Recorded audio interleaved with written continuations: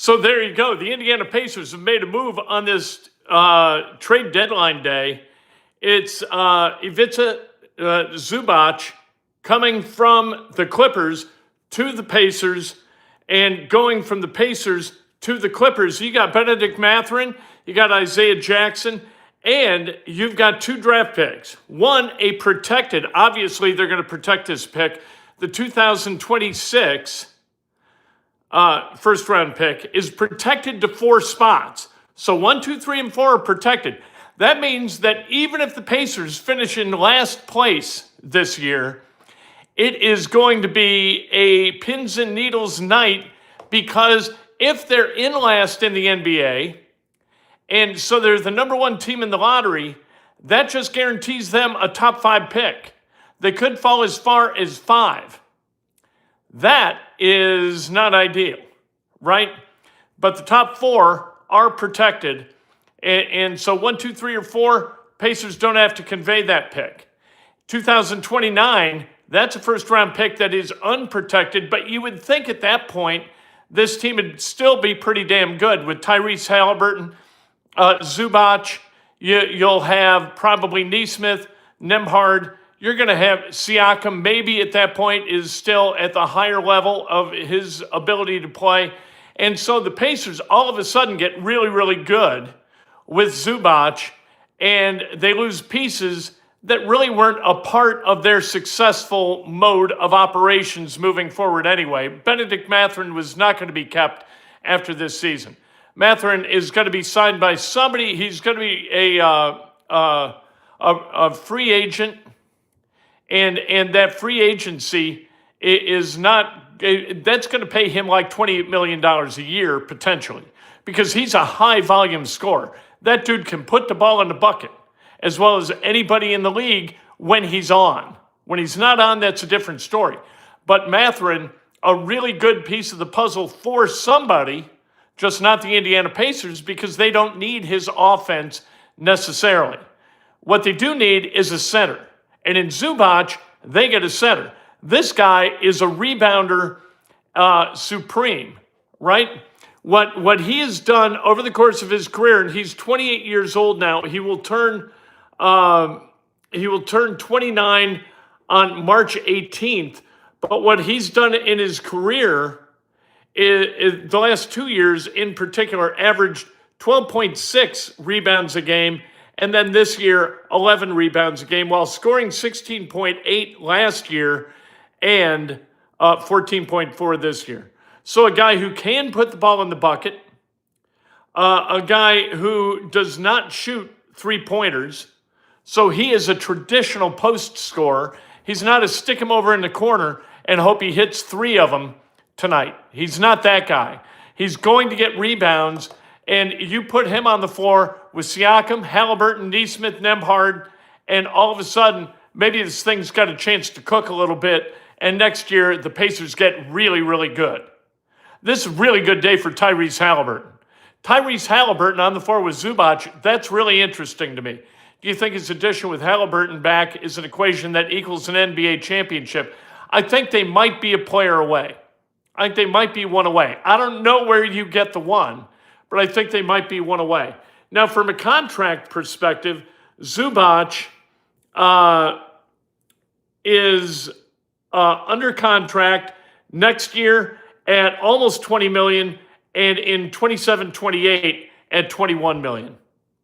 So that's affordable for a starting center. And this is a guy I would prefer to have at center than Miles Turner. I would much rather have Zubac. He's a traditional center. He does the work down low that needs to be done. He is a good post defender.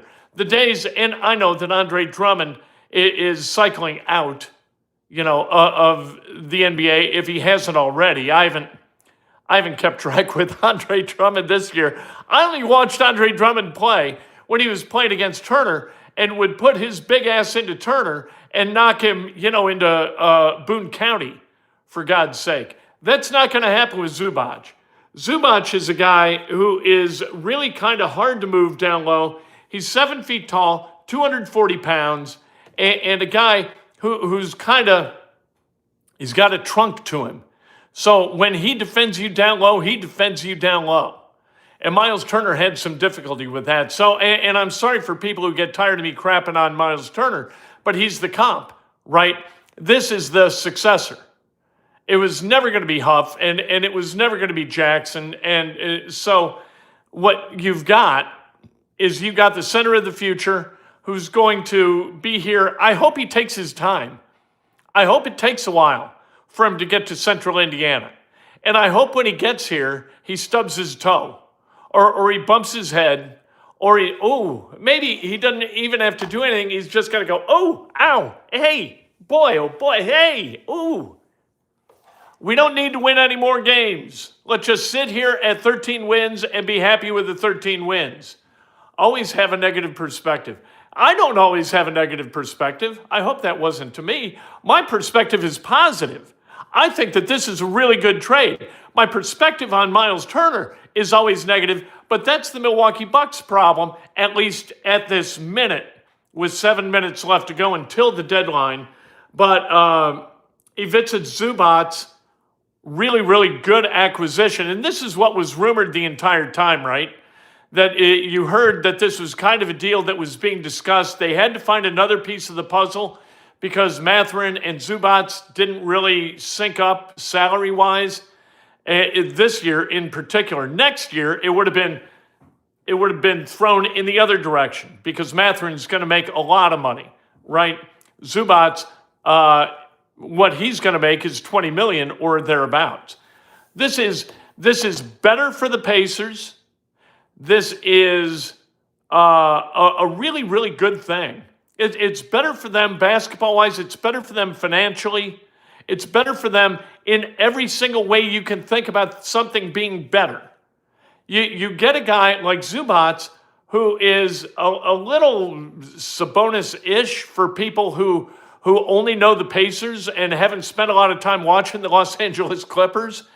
He's a little like that, although he's not the shooter that Sabonis is. Maybe he's just a really good scorer down low. You look at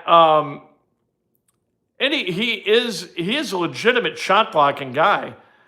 That's for sure. I mean his abilities to block shots. Last year he had 90 in 80 games, so he's just over a block a game. That doesn't bother me. I'm not even really a fan of blocks. He's not a great passer, probably not the passer that Sabonis is. Only 2 assists per game, but I love the rebounds. Going and getting rebounds. A guy who rebounds at 11 to 13 a game, I'm all about that. I'm good with that. I'm old school in that way. Per 100 possessions, he trends toward about 20 rebounds per game. 19 last year, 17.8 this year. Yeah, I mean, what a good acquisition. Free throw shooting, not too bad, 70.5% this season. Advanced win shares. Last year, his win share number was 11.7 for the Clippers. That's serious. Let's see here. I want to know percentage of field goal attempts by distance. That's what I wanted. 0 to 3 feet, 48%. 3 to 10 feet, 45%. Outside of that, less than 8%. And almost no threes. He's never been a volume three-point shooter, nor close. And so inside of 10 feet, that's 92% of his shots. That's what he does. Traditional center. That's what the Pacers have got. That works really well. You need to go get a corner 3 guy. You can find corner 3 guys. But finding a guy who can rebound at a rate of almost 20 per 100 possessions, that works. This guy's been around the block. He's been in the game for 10 years. He will suit up. He will play. Last year, he played and started 80. This year, 43 games, 42 games started. Let's hope he takes some personal time off to deal with the emotional strain of this trade. That would be a good thing. what else is interesting statistically with him? He is 1 for 12 in his career shooting threes. So when I say he doesn't shoot a lot of threes, I mean he doesn't shoot a lot of threes. He really doesn't shoot a lot of threes. And career-wise, as a foul shooter, 72.4%. He led the NBA last year in offensive rebounds with 300, defensive rebounds with 710, obviously total rebounds, 1,010. He's got 5,200, just over 5,200 rebounds for his career. His two-point field goal percent, which is really what he does, 61.7%. That is sixth all-time in the NBA. His effective field goal percentage, sixth also all-time in the NBA. His true shooting percentage is fourth in his NBA career at 64.4%. Offensive rebounds per game, he averages 2.7, and that's 88th in NFL or NBA history. NFL, good heavens. He is the 19th active offensive rebounder in the game with 1,684. And total rebounds, obviously, he led last year. Good defensive player. Last year, he was all defensive NBA second team. So there you go. Old, slow. No, he's not old. He's 28 years old. That's not old. And no distance shooting. No. And I don't think he's slow either. He just doesn't shoot it from outside. This is a guy who's going to rebound. This is the center you want. This makes next year for the Pacers, like, you need role players. You need guys. Horrible trade. How is it a horrible trade? Horrible trade, only the Pacers, but they can't afford to keep Mathurin. No, they can't afford to keep Mathurin. He's $28 million. To come off the bench? No, they're not psychotic. That'd be a crazy expense. He's a good, slow, plodding center. Do not like the fit. Gave up insanely way too much. I don't think so. I think they're going to be a top 4 draft pick this year. I don't know where that protected pick goes. Does it convey to 28? No, I don't know where it goes. If the Pacers land in the top 4 this year and that pick's protected. I don't know. The 29 pick, if things go the way they should go, that pick's going to be in the 20s, and who the hell cares anyway? And then you're giving up Isaiah Jackson. Sorry, who the hell cares? And you're giving up Benedict Mathurin, who you were going to wave goodbye to at the end of this season. I don't know what they gave up that you're all worried about. I don't know how that is. I don't know you. Doesn't matter who you are. I'm just pointing out that there's a negative comment viewpoint without seeing the player even play with the Pacers. Well, you're talking to the other guy. Bright soul. I don't know. What did he say? He's a good player. Yeah, I don't think he's a slow plotting center. I think he's a guy, I mean, he's not going to stand outside and shoot threes, but I don't think he's slow and plotting. I think he's a guy that slow and plotting is what you got with Miles Turner, but he couldn't rebound. Now you got a guy who's going to put up 12 rebounds a game. He's going to defend down low against guys who require defending down low that you can't defend with a 4 or a 3. And this guy's going to be able to do that. Turner couldn't. This makes the team that the Pacers were last year, this makes that team immediately better. And better at a high level, right? The magnitude of improvement over what this team was last year with Zubac playing instead of Turner, massive, really good. And you put him on the floor with Halliburton, and I think he's going to be able to do some damage down low, and that scoring number is going to come up in the same way that it did for Miles Turner when he started playing with Halliburton. Does this move help us get the championship next year? I think it puts him in the conversation. I think the East is wide open. So I think you get Halliburton back, you add Zubac, and you bring in, let's say, one of the top 3 guys talking about Peterson, DeBonsa, or Boozer. This is a good team. This is all of a sudden, you add a 4 to that mix who can really play. Let's say you go out and get Boozer as a 4. You're not a really good team. I mean, I don't know how long you're going to be a really good team, right? Because like Siakam is in his 30s right now. Zubac is going to turn 29 in March. Halliburton's still young. Whoever they draft is going to be crazy young. Nembhard's young. Nesmith is young. This is a good team that's going to be a good team for a while.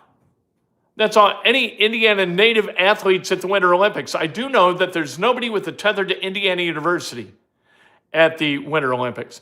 There's always like a half-pipe guy that's from Indiana somehow or another. Did they really need to give him 2 firsts? 29 is a nothing burger as far as a first-round pick. Because you had to in order to get Zubac. If you didn't, what are you doing, right? To get him, like they're not making this trade to acquire Mathurin and Isaiah Jackson. You're giving him a pick, hopefully that nests in the 20s in 29. So if this winds up being the 5th overall pick, 6th, 7th, you're going to give up. You're going to go get a guy with that pick who's going to be a high potential pick, right? Activity. In the top 3, you can get a guy who can come out and play right now. Peterson, going to get better, but he can play right now. DeBonsa, he can play right now. And Boozer can play right now. He's the most ready guy. He's the production guy, right? Peterson's the potential guy, and DeBonsa is kind of in between there someplace. Gun to head, I'd take DeBonsa, then I'd take Boozer, then I'd take Peterson. Mathurin's going to be an all-pro once he's allowed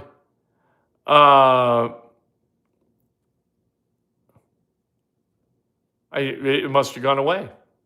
I would assume to play his kind of game. So is this a top 5 player for his position? That's pretty close. You might put him in the top 5. I think 16 and 11, 16 and 12. Like that's really, really functional. That's a really, I think it's a good center, and he's big-bodied enough to defend guys like an Andre Drummond type guy in the middle. If they screw this up by winning and losing out on a top 4 pick, this is a bust. That's an interesting point. I don't think they'll do that. I think they've got kind of their ducks in a row as far as how they want to proceed this offseason. The only way they wind up with pick number 5 is just bad lottery luck. Why no other winning team this year gave that for Zubac because we got fleeced? No. That's not what that means. Why a couple of years ago did the Pacers give up what they gave up for Siakam? They didn't get fleeced. Just because they bid the most doesn't mean they get fleeced. What it means is they've got a need, and they satisfied that need with this trade. I'm really happy with it. Kings and Pelicans will be competing with us on losing. The Wizards too. Wizards going to be a serious participant in this tank fest that we're going to have to live through for the next few months. I mean, right now, the standings, there are a lot of teams with 13 losses or 13 wins right now. 4 of them. The Kings with 12, and then the Pelicans, Pacers, Wizards, and Nets with 13. Somehow or another, in those first 2 games right out of the break, Pacers got to find a way to lose those 2 games. And before the break, I think, before the break, they've got the Nets. Losing that one, that'd be a good start too. We lose the pick 5 through 9, but I still like the trade because we have a real center. And who've they gotten with 5 through 9? Like Mathurin was a 5 through 9, right? You got to kind of wait on these guys. I don't think this team wants to wait. Thanks for the amazing updates and all the stats we need to know about our new guy. You know what that meant? That meant somebody called. What are you going to do? I think this is a good trade. I applaud Pritchard for doing what was necessary to get shed of pieces that were not long-term fixes here. That's Mathurin, that's Jackson. utilize a draft pick that, if everything goes the way it's supposed to go, is not going to be impactful. It's going to be another, Goga Batadze, or another Aaron Holiday. A guy in the 20s where you're like, when's this guy going to get better? Maybe never. It's one of those picks. This year's pick, that's a different animal, and that's the valuable piece. And I applaud Pritchard for being able to get this thing protected 1 through 4 instead of 1 through 3. Getting that 4th, I think that's a big deal. Anyone who thinks this is a bad trade doesn't know ball. I agree with that. Or it's unfathomable to me, but maybe we don't know as much as we think we do. That doesn't make any sense, no. I think this is a good trade. I think Pritchard did good work. I think Buchanan did good work. They got this thing right. They got guys going out who weren't going to help. They got somebody coming in who can be an enormous help. And they got 2 draft picks going out. It depends on that pick this year. If the Pacers wind up in the top 4, I don't know what happens to that pick. I don't know where that protection, this is protected so you get that pick. But I think that this winds up being good. The only way it's a really bad trade is 26 is the 5th pick. I think so. They gave away their draft pick. Wow, how insane. Sounds like saving money and not giving it. No. They didn't give away, they gave away a first-round pick in 29, which, if things go the way they're supposed to, that will be meaningless because that's a guy coming to Indy from the 20s. Bah! When have we had a guy like that pan out, right? It doesn't happen very often. The other picks protected top 4. And the Pacers right now with 13 wins, they got a really good chance to be in the top 4, especially if they get aggressive about losing the rest of the way home, which they need to do. I would really like to see them finish 13-69 if Rick Carlisle can somehow finagle that. Get a top 3 pick. I'd like it one in the top 3 because I really want Bonza Boozer or Peterson in that order. You get that going, all of a sudden this thing's kind of on greased grooves and you feel really, really good. Kent Weir, an up and down the court team. He wasn't the type we needed. Why can't he run up and down the court? Is he in a brace? Is he on crutches? No. Look, show me a clunkier runner than Miles Turner. Show me somebody who runs clunkier and less athletically than Miles Turner. Show me that guy. Assuming our pick in 29 is going to be in the 20s is pretty risky. I don't think so. Why? Why is that? 3 years from now, you don't know who's going to be under contract, but there's no reason it can't be the guys who we got right now. If it's the guys we got right now, it's going to be in the 20s as long as health is a constant. As long as Halliburton doesn't get hurt again, as long as Zubac doesn't get hurt, Nesmith, Nebhart, Siakam, whoever comes to the Pacers, and I'm just going to speak it to truth, speak it into existence. Whoever comes to us in the top 3, whoever falls to us if we're 3rd. That's true. Miles runs like he's got a cramp. Yes. Just because he was asked to play slow doesn't mean he is slow. That's interesting. Hey, there are 35-year-olds in the NBA that play pretty damn well. And Pascal Siakam's game isn't based on above the rim acrobatics. We're all entitled to respectful opinions. Keep it civil. Always keep it civil. 100%. We want to have a good conversation. If the pick's protected, then it becomes a 2031 unprotected pick. Kevin Pritchard's going to be retired, and so will most of us. What the hell? 2031? That's more than 5 years away, the 2031 draft. I care less that's fine then. Let's get that thing out to 2031. That's awesome. You make this a 2031 first-round pick, unprotected, 29 unprotected pick, Benedict Mathurin, and Isaiah Jackson for for Zubac, I am all about it. That's an awesome trade. That's almost too good to hope for. Ivica Zubac is a really nice basketball player who does all the things that that we needed the Pacers to have somehow, some way last year, and didn't.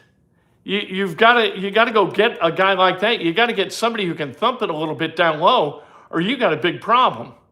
I mean, last year, who is the guy that really made things, other than St. Gilgeous-Alexander, who is the guy that made things difficult for the Pacers? It was Isaiah Hartenstein, right? This is a guy who measures up very, very nicely. In fact, is an improved Isaiah Hartenstein. You get the other four guys cooking, and you got Zubac down low. I think you win a 7-game series against the Oklahoma City Thunder. And that's the goal, right? Kent Lottery Party in June. I love it.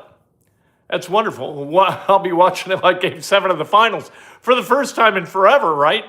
Like, we've watched the lottery. We've been in the lottery before, but never with a great chance. Always like 11th, 12th, 9th, whatever. He had a historic offense that was the envy of the league without thumping it down low. We had one. Yes, right. And now with somebody down low who can defend, this thing's about defense more than it is about anything else. And Miles Turner, despite what Miles Turner thinks about Miles Turner, not a good defender. Couldn't defend anybody down low. Yeah, he got blocked shots every once in a while. But a blocked shot every other quarter is not going to help a team win altogether that often. Not like a guy who can deny the post, body the post, and make it unpleasant for the guy on the other team who's playing the post.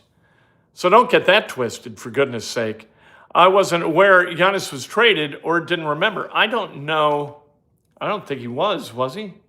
I mean, we're past 3 o'clock right now. Let's see if I'll check. But what we heard all day is no. He was not going to be traded. Grading every trade. We'll see what are the knuckleheads. By the way, ESPN can kiss my ass. They're doing this NBA trade deadline special in the 1 o'clock hour, and it went from 1 and is still going on. It's from 1 to 4. And they've got the wheel of what we want to see in the Eastern Conference, and it's teams on their wheel. They spin it, it comes up Pacers. The analyst for ESPN looks at, I think it was Malinka, and it is like this, like he doesn't know squat about the Pacers. So she clicks it over and said, oh, I gave you some help. You know what? Kiss my ass. Last time I checked, the Pacers are in the NBA, and last year they were in the NBA Finals. And if you don't know shit about them, you shouldn't be an analyst on the network of the NBA. What the hell are we doing, for God's sake? Barkley would have come up with something. Kenny Smith would have come up with something. Do your job. And management at ESPN, hire people who are capable of doing your job or their jobs. All right. Yeah, I don't want to see that one. Oh, they aren't grading yet this trade, which is fine. I would expect nothing less from ESPN, or really nothing more from ESPN. The Warriors trade Trace Jackson Davis. We knew that. That was last night. So let's see what they say. Yeah, there's that trade. Draymond remains with the Warriors. That's fine. Do you really want to deal for that headache? You want to give up pieces to go get that headache? No grade for this yet. Of course there isn't. Why would they? Aren't you worried about Darren Peterson's cramps in the legs and severe ankle sprains if Pacers draft Peterson? I am worried about Peterson. I wonder how much he loves the game, if he just wants to sit out. Comes from a family. I found this out from Dan Dockich. Dan used to coach against his dad. His dad played for Akron, scored like 1,300, 1,400 points in his career. And so maybe it's just what the family does and not what the kid loves. Now, with Debonsa and with Boozer, also Boozer, his dad was a great player. I love those two guys. If I were going to take somebody third, it would be Peterson. We're just tired of hearing Pacers save more money, save more money. This isn't about saving money. Who do you pick if you had the first pick? I would pick Debonsa. I think Debonsa is the only guy in the draft whose talent level is potentially generational. I think that Boozer is a guy who can come straight into the NBA and contribute, though. I don't know whether Debonsa can do that. Hey, no, stop with the names. Don't call people dumbasses here. What, are you out of your mind? You know what? No, we don't do that. Remove. Gone. We don't do that. We're not name callers. You want to present your opinion, present your opinion. Be a human being. We're not going to flame people here. 2 unprotected first rounders for a non-star is a lot. I know Kent's ignoring me, but here's the real take for now. What's the real take? It's not. First of all, they're protected by the quality of the roster that they have. The protected in 23 or 29 is likely to be in the 20s. I don't know what 31 is going to be. I don't care what 31 is going to be. We're 5.5 years from that draft. I could care less. This one, if they wind up 5th, that's going to be a bother for me. Not going to make me too happy. But what the potential for this is, if the Pacers wind up in the top 4, you're giving up Benedict Mathurin, who is going to be a goner anyway. He was leaving. He was not going to be a part of this team next year. A restricted free agent, they could match, they could figure that out. They could match it, sign and trade, whatever. Isaiah Jackson, not a guy who's going to be a long-term solution to any problem you have where the result needs to be we win a championship, Pacers win a championship. And you give up a pick in the 20s in 2029 if all this works out, and a pick in 2031, I could care less. That's what you gave up to go get a guy who is the best center that you will have had going back to, I don't know, I guess you consider Jermaine O'Neal a center. If you do, he's kind of a swing center, right? Kind of a 4-5. And if you want to go back behind that, then Smits. Like this is a good trade. It's not a great trade. It's not like you got the best center in the league for a bunch of spare parts. They're not idiots. You know what I mean? So you just said they got rid of Mathurin, who actually helped us get to the championship because the Pacers needed their money. It's crazy. I didn't say the Pacers needed their money. I said they're not going to pay $28 million for Benedict Mathurin to come off the bench. That's what I said. That's not about the money. That's about how you invest the money that you've got under the aprons, under the tax threshold, and then the aprons that you've got to consider. You want to spend $28 million on Benedict Mathurin? I believe he's saying Pacers already have Halliburton in that capacity of Mathurin for next season, but don't have a solid center. Here's their starting lineup next year as it stands right now. Halliburton, Nembhard, Nesmith, Siakam, or maybe Siakam plays 3, and you have Boozer at the 4, or Debonsa at the 3, Siakam at the 4. I don't know how you match those guys up. It's mostly positionless anyway. Siakam just goes out there and balls. And Zubac.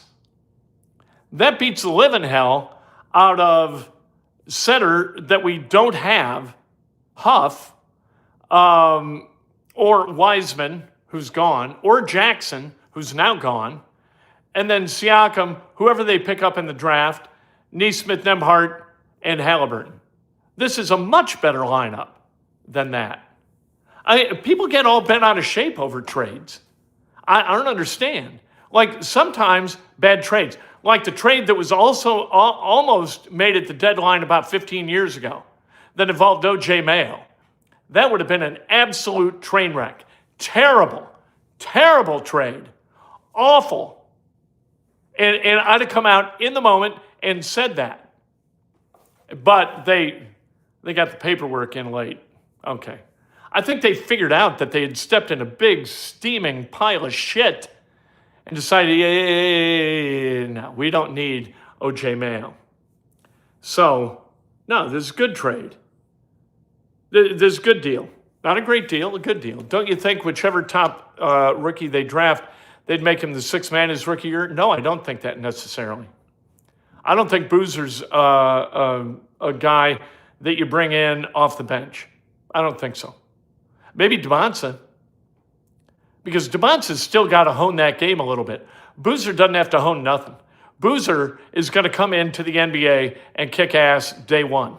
He's going to be really good day one. Peterson, you may have to like coach Peterson up in how you show up and play. Might have to do that. But I like this trade. And if you don't, maybe you're right. I'd love to get AJ, but I'd almost rather get Caleb Wilson. I know the front office wants DP. I don't know that about the front office in Peterson. I would prefer Devonsa, and then I'll take Boozer. Not necessarily AB. These are pro-ready players. Devonsa less so. They're going to be one of our 5 most talented from the start. I think that that's true. But Peterson's a little bit different. It just comes down to contracts aside. I prefer Mathurin over Zubac straight up. But why? Given I hate drafting to need, and I'm not a huge fan of trading for it. So, but how do you cover that need if you've got a need and you don't trade for it and you don't draft for it? You know, I think that this winds up being really, really good. This is as good as you could do. Where are you going to go out and get better? Right? I think you still need a backup center. You need somebody else. But this is a great start toward 26-27 being a hell of a fun season. So 2/3 could be sixth men, one of the 3 ready starter. I worry about Peterson. Peterson seems, and I hate to say this, and I don't mean to attach this word to the guy. He just seems this way to me. I never met the guy, watched him play like 3 times. Seems given, got cramps and whatnot, seems like a headache. Flake is too strong a word. Headache might be the right word. But Boozer, not a flake, not a headache. Devonsa, not a flake, not a headache. Let's go. I think that this winds up being a really good trade. It's all got to work out on the back end. You got to wind up in the top 4 where it's protected. If you give up 5 you can still get a player. So there you go. All right. Good job. Huff, a solid backup set. Not bad. Not bad. I think you can do better. You just got my YouTube notification. Okay. Going to have to go back to the beginning. Congrats. I can recap it for you, Fireman Jeff.